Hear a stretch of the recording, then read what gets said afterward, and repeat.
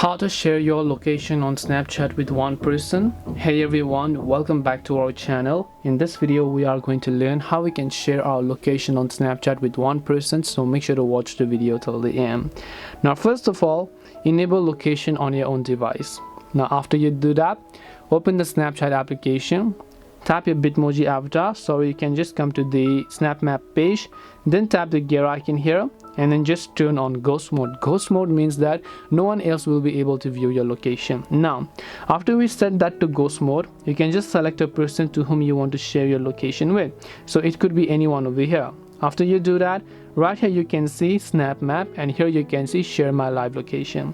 Now when you tap on share my live location, you can just choose the duration of this person, of how long this person can see your location. Could be always 8 hours or 1 hour, and after you've done that, you should be able to go ahead and then open the settings application and also set it to allow all the time for your location here. And this way you will be able to share your live location with only one person. Hope this video was very helpful. If you have got any questions, then feel free to leave them down. Thank you for watching and see you in the next video.